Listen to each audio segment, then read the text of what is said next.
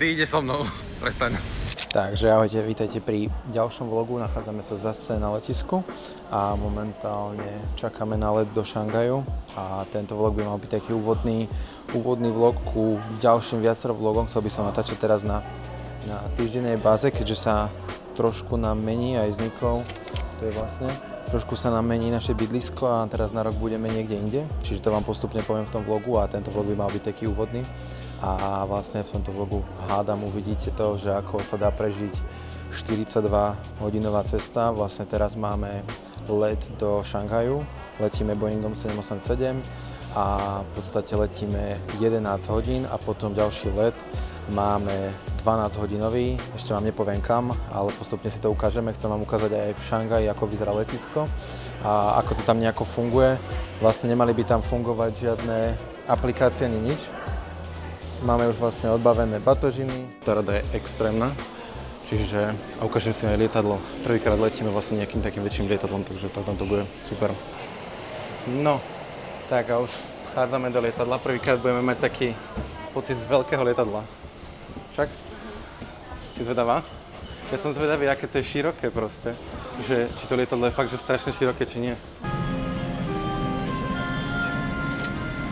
Wow, OK. To je prvé lietadlo, kde sa viem postaviť. Je neveriteľné. Ja som čakal, že to lietadlo bude o dosť väčšie, ale pritom je ešte asi také isté. Možno... Ja to neobchám ani tam. No, čiže ja tu mám batoh. Super.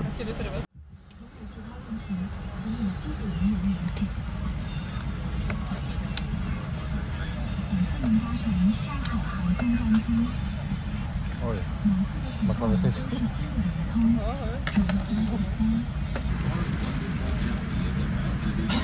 Čo na mikrofón? Ty to zastačky? Prečo mám dva? Ja nemám.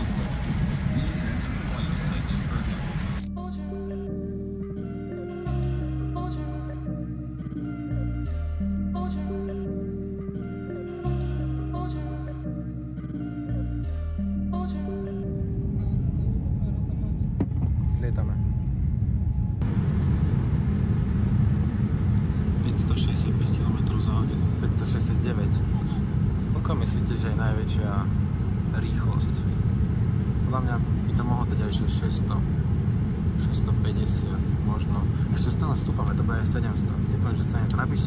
Napíšte do komentára, že koľko si myslíte, že je maximálna rýchlosť. Toto je Boeing 787 asi, alebo niečo také. Skúste si tipnúť. Minus 9, sme o výške skoro 4 km. No, neviem, či ma aj počuť, lebo nechci sa vidieť mikrofón, ale ideme sa pozrieť, akou rýchlosťou letíme. A podľa mňa som to trafil zle, lebo už som videl, že sme išli o dosť rýchlejšie. Teraz ideme 900, skoro 900. Oh. Ježiš. 900 km za hodinu, sme vo výške 10 km a je vonku minus 56 stupňov. Celkom halus. Ja vás budem takto informovať, ako to je. Zatiaľ sa nám tu sedí celkom v pohode, akože není to nič extra, že nejaké veľa miesta, ale dá sa tu vyvaliť a sú tu takéto samozatmavovacie skla, čiže asi sa to bude dať aj spať. Takže hádam zaspím a čaká nás 9 hodín a 32 minút. Neviem, či to bude pravda, či nie, let mal byť dlhšie. Takže uvidíme, ja si asi pustiť niečo, je tu nejaký výber filmov, môžem aj to vám ukázať. Nech to vidíte, sú tu filmy. Aj hry sú tu, len tie nefungujú. Čiže filmy. Movies. No a New Hits vám ukážem, že čo sú tu za novinky kvázi. Je tu Avatar, Wish, Duna, ale jednotka. A neviem, nič už také, čo poznám. Toto sú nejaké ešte... Nie je to nič extra Hunger Games, možno to si pustím. Ja mám ešte stiahnuté, my sme si dali za cieľ aj s Nikou, že si pozrieme Pána prsteňov. Že si pozrieme Pána prsteňov aj s Hobbitom, že všetky diely zatiaľ budeme letieť, ale zatiaľ sme to nezačali. A keď sa to takto hrá na Nintendo, takže uvidím, čo budem robiť ja. No, takže sme dostali jedlo. Máme tu nejaké kúra s rýžou, kolu, juice A ešte nejakú buchtu, čiže celkom fajn. A tu sme dostali po hodine, takže zaujímavé. Takže už sa nachádzame za Moskvou, prelietame teraz cez Rusko a pôjdeme takto ešte sem. Čiže ešte nie sme ani v polke a dal som vám tipovať do komentáru, čiže najväčšia rýchlosť, čo som videl, bola 1000 km za hodinu, čiže 1000 km za hodinu. Celkom zaujímavé, až minus 61 stupňov a sme vo výške 11 km, čiže wow, ok.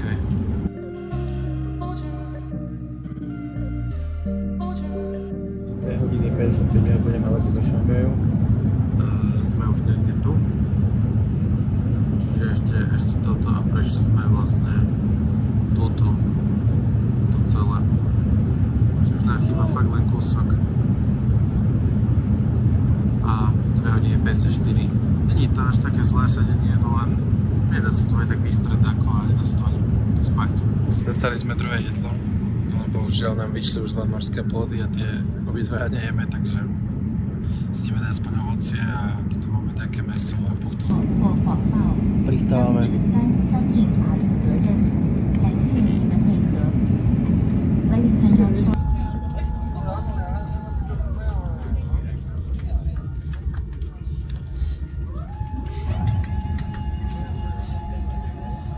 Nechápam. Bude to proste liskané. Chápete to? Sme v Šangaji, dokázali sme to, pristali sme. Spravili sme si teraz zase check-in. Ja som si myslel, že už check-in nebudeme robiť, ale tak museli sme si zase, čiže som vyhádzal vlastne všetky veci z tašky. No a bol plán taký, že buď pôjdeme do mesta, do Šangaju a pozrieme si tam ešte nejaké pamiatky a tak, alebo pôjdeme na letisko a budeme čakať tu 16 hodín. Nakoniec sme teda na tom letisku, lebo my sme vlastne tam prišli do také miestnosti, kde bolo miliarda možností, že kam ísť. Tam bolo strašne veľa ľudí, bol tam, že doľava, doprava, proste do každej strany, čo si viete predstaviť, tak sa tam dalo ísť. Bolo tam veľa ľudí a báli sme sa, že potom vlastne, keď už vidíme z tohto letiska, tak už sa nikdy nedostaneme sem naspäť, takže budeme asi tráviť teraz 15 či 16, či koľko to hodín vlastne tu. Takže zatiaľ takto to vyzerá. A vidíme, čo budeme robiť. Zatiaľ sme si tu takto láhli a ideme si trochu oddychnúť a potom popozeráme, že tu majú aj v obchodoch. Budeme sa si nájsť a tak. A ja budem asi ešte strihať nejaké video. Takže zatiaľ takto. Ale ešte čo som chcel povedať? Tak let, čo sme mali z Budapešti do Šangaju, bol celkom v pohode. Aspoň za mňa, ja som bol celkom, akože mne to rýchlo prešlo, ja som si pozrel asi 3 filmy a neviem, ako som to strávil celkom v pohode. Aj sme leteli kratšie, ako sme mali. No a teraz ďalší let, ešte vám nejdem hovoriť, kam ideme, ale môžete si tipnúť, kto bude tipovať správne. Dostane pohľadnicu potom, alebo niečo také, možno niečo vymyslím. Ale môžete si tipnúť, že do komentáru, že kam letíme. No tak ideme akože že aspoň na tie naše gatey pozrieť a pozrite sa, tu proste sme zrazu na vlakovej stanici. Teraz čo? Ďalší ide za minútu. Ale my ideme... Ale... Aha, to je do toho istého smeru. Takže my ideme týmto potom. Ideme do ňoho. Máme 16 hodín. My sme sa aj pešo dostali, áno. No však poďme, no. Zamávaj.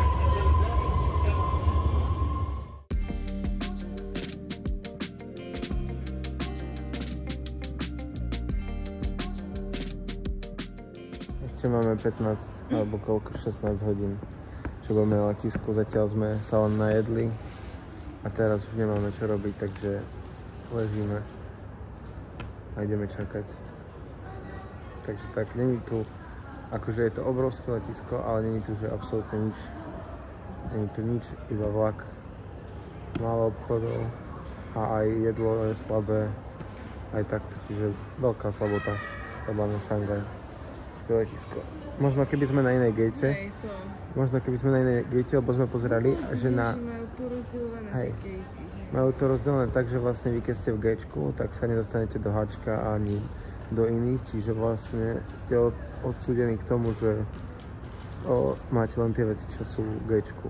Takže tak. No, takže sa vám zase hlásim. Už sme tu približne 8 hodín na letisku.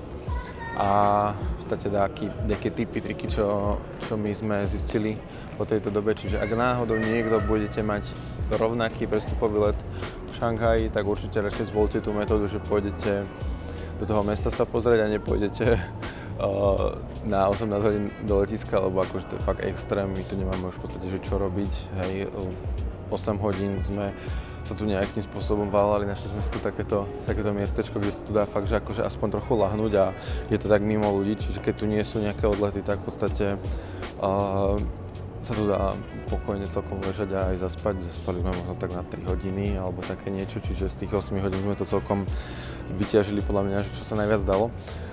A v podstate teraz ešte máme 10 hodín a ak by ste náhodou niekto chceli, že by ste išli do toho mesta, tak odporúčam potom dajú sa vybaviť 24-hodinové víza, čiže nemusíte nič vybavovať dopredu, ale vybavíte si to vlastne tu na mieste, buď 24-hodinové, 72 tuším a aj 48, takže to určite si pozrite a je to podľa mňa úplne super.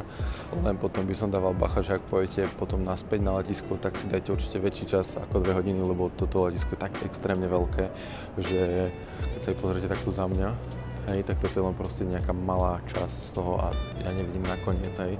A my sme tu fakt krátko, že čo sme málo chodili a kým sme len prešli z jednej strany na druhú, tak mám 5000 krokov, čiže je to podľa mňa, že fakt extrém. Išli sme aj tým vlakom, čo som vám ukazoval, čiže podľa mňa nejaké 3 hodiny, 3,5, 4 dopredu prísť, hej, nájsť sa tu možno ešte, ak máte, ja neviem, zaradiť také nudle alebo takéto veci, tak to tu asi nájdete. Hrozne málo a určite nečakať žiadne nejaké obchody extrémne alebo dačo. Ja by som čakal, že to bude taká elektronika alebo takto, ale nebolo tu že nič. Čiže my ideme ešte asi 10 hodín nejako prečkať, nejakú kávu si dáme a nejako si oddychneme a určite aj Nika, takže tak.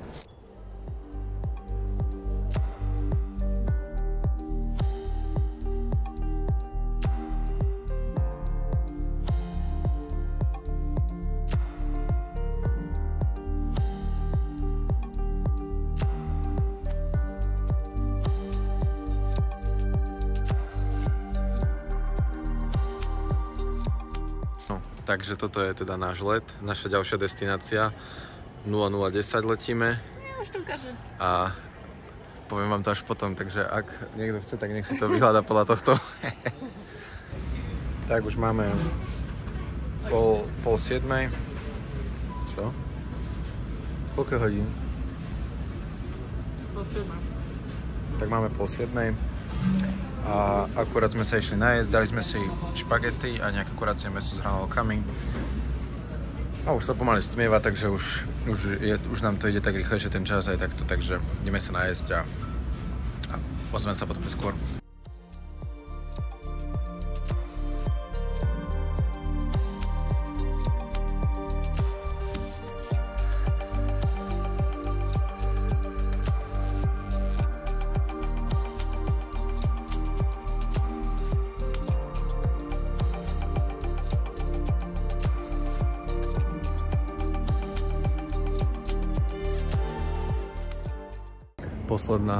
Posledná hodina nás delí od toho, aby sme išli na náš ďalší let, takže už len to vydržať.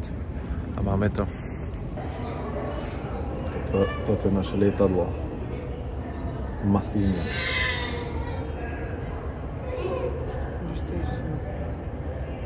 Co? To je perfekt. Ideme do druhého lietadla, vyzerá ešte väčšie ako to, čo sme išli. Takže som veľmi zvedavý, že či aj bude. No, takže lietadlo vyzerá asi presne takisto ako to predtým. A uvidíme.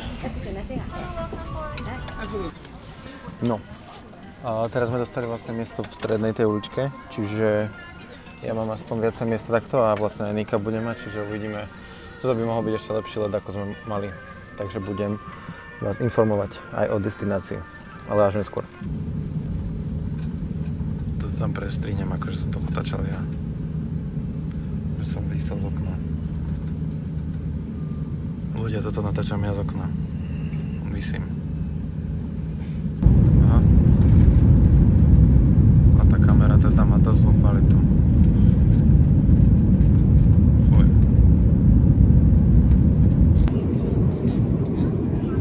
Máme prvé jedlo. To také nudle s kuricím mäsom. Kde si ovocie a klasické. To vlastne teraz to spoločne zanúkam na video. Takže to je také naladenie na to, že kam ideme.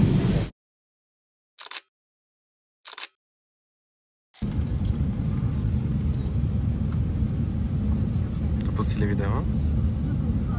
Si hejte? To nemáš virálne.